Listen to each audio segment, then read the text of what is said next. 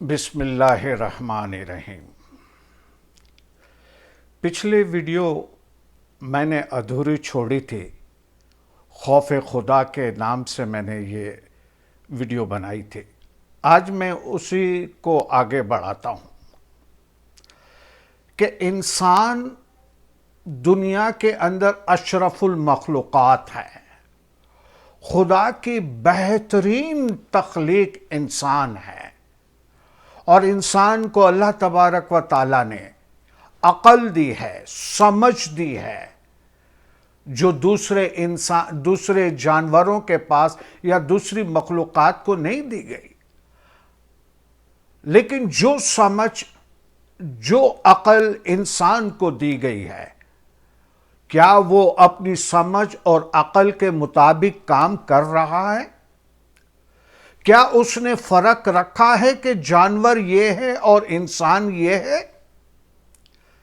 کیا آپ آج ایک طرف جانور کو کھڑا کر دیں اور ایک طرف انسان کو کھڑا کر دیں، آپ شناخت کر سکتے ہیں کہ اس میں جانور کون ہے اور انسان کون ہے؟ میں بڑی دل کی جھلی سے یہ بات کر رہا ہوں۔ میرا دل بڑا جھلا ہے کہ ہم کس راستے پہ جا رہے ہیں، ہم کون سے راستے پہ جا رہے ہیں، ہم کو کون سے پیغمبر نے بتایا ہے کہ یہ راستے پہ چلیں۔ ہمیں تو جو تعلیم دی گئی، ہمارے رسول نے جو تعلیم دی، وہ تو یہ تعلیم دی کہ انسان تو چھوڑو، جانوروں کے ساتھ حسن سلوک کرو۔ انسان کی بات تو بہت دور کی بات ہے، جب جانوروں کے ساتھ اچھا سلوک کرنے کی بات کی گئی ہے تو یہ انسان نما جانور انسانوں کے اوپر کیوں ظلم کرتا ہے؟ کیوں چند مادی سکے کی خاطر، چند جائیداد کے خاطر ایسا جھوٹ بولتے ہیں کہ خدا کے گھر میں بیٹھ کر بھی جھوٹ بولتے ہیں، مسجد نبوی میں بیٹھ کر جھوٹ بولتے ہیں۔ مجھے پتہ نہیں ہے کہ اللہ تبارک و تعالیٰ ان کے ساتھ کیا حشر کرے گا، لیکن میں سوچ رہا ہوں کہ اگر ہم کو شیطان دیکھنے ہو، جانور نما شیطان دیکھنے ہو، تو آئیے دیکھیے ہمارے ملک کے اندر بہت سارے ایسے گھوم رہے ہیں۔ نہ جانے کب سدھریں گے، نہ جانے کب عقل آئے گی، نہ جانے کب ہم میچورڈ ہوں گے۔ آپ دیکھتے جائیے، ابھی جو 3-4 دن کے واقعات ہوئے ہیں، کسی ماں کے اوپر کبھی آپ نے سنا کہ کسی بچے نے ہاتھ اٹھایا ہے؟ میں اس بحث پہ نہیں پڑھنا چاہتا کہ قصور کس کا تھا اور کس کا نہیں تھا، لیکن ماں ہے۔ ماں کے اوپر کوئی ہاتھ اٹھا سکتا ہے جس کے پاؤں کے نیچے جنت ہے، اور بچہ بڑے آزادی کے ساتھ اپنی ماں کی پٹائی کر رہا ہے، مار رہا ہے؟ یہ قیامت کی نشانی نہیں ہے؟ کیا ہم بہت زیادہ اندھیرے میں دھکیل نہیں دیے گئے ہیں؟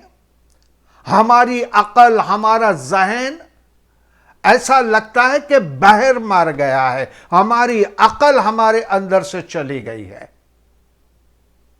ایسے واقعات، ایسے 2-3 دن پہلے ہی ہم نے دیکھا، وہی رسول اللہ کے زمانے میں جو ایک بات ہوئی تھی، اور توبہ کے اوپر وہ پوری کہانی ہے کہ ایک آدمی کس طرح سے قبریں کھودتا تھا، اور اس کے اندر اگر کوئی خاتون ہوتی تھی اس کے ساتھ بدفعلی کرتا تھا۔ یہ تو 1400 سال پہلے کی بات میں بتا رہا ہوں، لیکن آج تھوڑے ہی دن پہلے پاکستان کے اندر یہ بات ہوئی۔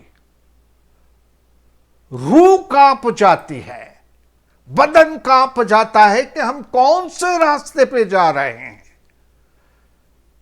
جس میں گیند آتی ہو، جس میں شرمندگی ہو، وہ چیزیں ہم کرنے بیٹھے ہیں۔ اور قبر کے اندر آرام سے بدفعلی کر کے نکل رہا ہے اور کہتا ہے غلطی ہو گئی. کیا مطلب غلطی ہو گئی؟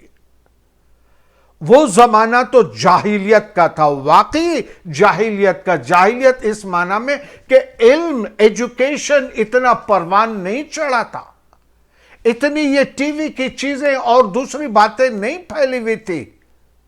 لیکن آج سائنٹیفک دور ہے، آج الیکٹرانک دور ہے، جگہ جگہ ایک چھوٹی سی بات ایک سیکنڈ کے اندر ساری دنیا میں پھیل جاتی ہے. وہاں پر ایسی جہالت، ایسی جہالت. اور پھر باپ اپنی بیٹی کو قتل بھی کر دیتا. یہ تو بالکل معمولی سی چیز ہے، معمولی سی چیز. اور بیٹی بھی کیسی، بیٹی بھی کیسی کہ ایک جگہ شادی ہوئی تھی لیکن اس کے ساتھ رخصتی نہیں ہوئی، وہ لندن میں تھا، اور یہاں وہ دوسرے لڑکے کے ساتھ بھاگ گئی اور دوسرے لڑکے کے ساتھ شادی کی. ایک شوہر کے ہوتے ہوئے دوسرا شوہر کوئی کر سکتی ہے؟ مطلب کیا آپ کہیں گے اس دور کو؟ کیا کہو گے؟ آج تو شیطان بڑا ہی خوش ہو رہا ہوگا، بہت ہی خوش ہو رہا ہوگا. جو کام اس کے ذمے تھے یا جو کام وہ کرنا چاہتا تھا، اب وہ اس کو کرنے کی ضرورت نہیں ہے، کیونکہ ہم اس کے مرید بن گئے ہیں.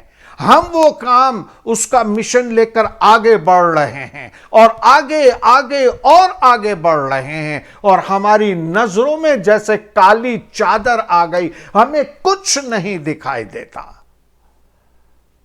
لیکن قرآن کے اندر فرمایا اللہ تبارک و تعالیٰ نے کہ میں اگر ان کو بتا دوں کہ ان سے پہلے جو مرنے والے تھے ان کا کیا حشر ہوا، تو یہ کبھی بھی وہ کام نہیں کرے. کیا دکھا دے؟ اب اس سے زیادہ اور کیا ہو سکتا ہے؟ اس سے زیادہ اور کیا ہو سکتا ہے؟ اور کون سی جہالت رہ گئی ہے؟ یہی جہالت، یہی جہالت.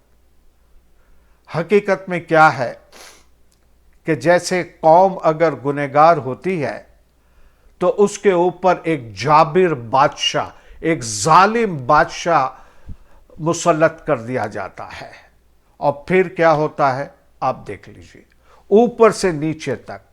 ہمارے ملک کے اندر کیا ہے، ساری دنیا کے اندر کیا ہے، چند مادی سکوں کے خاطر لوگوں کو مروا بھی دیتے ہیں، یتیموں اور مسکینوں کی زمینیں بھی ہڑپ کر لیتے ہیں، اور قوم کا پیسہ کھاتے ہیں.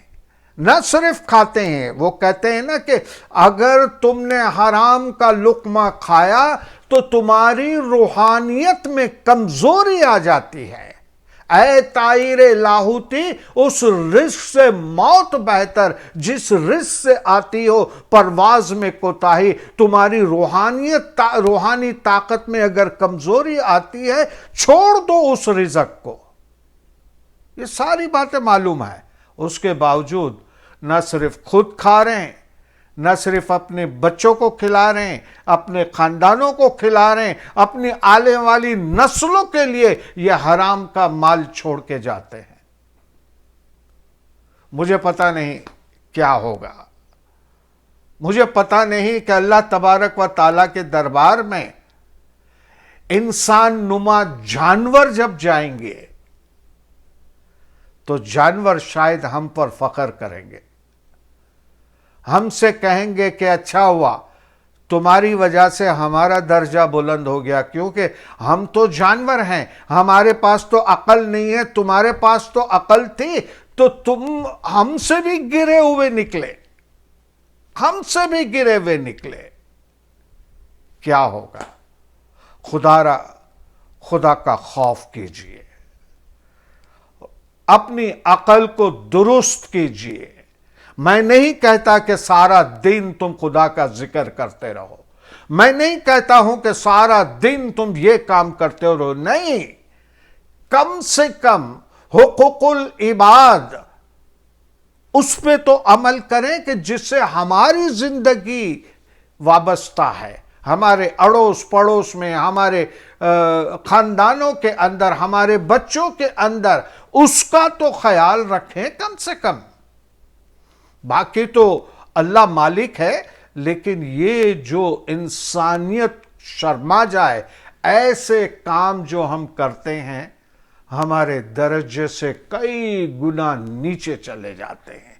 ہم سے تو وہ سانپ اور بچھو اچھے ہیں کہ جو مار کے چلے جاتے ہیں، یہ لوگ تو ہم کو تڑپا تڑپا کے مارتے ہیں۔ بس اللہ سب کے اوپر رحم کرے۔ انشاءاللہ پھر آپ سے ملاقات ہوگی، اس وقت تک کے لیے اجازت دیجیے۔